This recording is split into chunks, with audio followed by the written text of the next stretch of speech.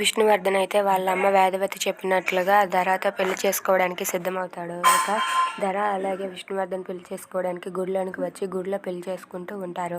ఇంతలో పూజారి గారు అయితే నాయన ఈ తాళిబొట్టు తీసుకుని అమ్మాయి మెడలో కట్టు అని చెప్పి అంటూ ఉంటారు.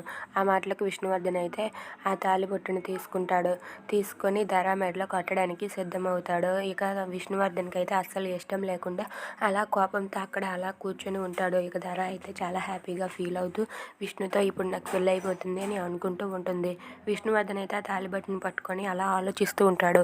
ఇప్పుడు ధర మెడలో దిన్ను కడితే ఏం జరుగుతుందో ఏంటో అని చెప్పి కంగారు పడుతూ ఏం చేయాలి అని చెప్పి ఆలోచిస్తూ ఉంటాడు. అయినా సరే ఇంతలో వాళ్ళ కూతురు వైష్ణవి అయితే ఏం బేబీ కట్టు బేబీ ధర మెడలో తాళి కట్టు అని చెప్పి వైష్ణవి అంటుంది. ఆ మాటలకు విష్ణువర్ధన్ అయితే సరే బేబీ అని చెప్పి విష్ణువర్ధన్ వాళ్ళ పాప చెప్పినట్లుగా ధర మెడలో తాళి కట్టడానికి ముందుకు వెళ్తాడు.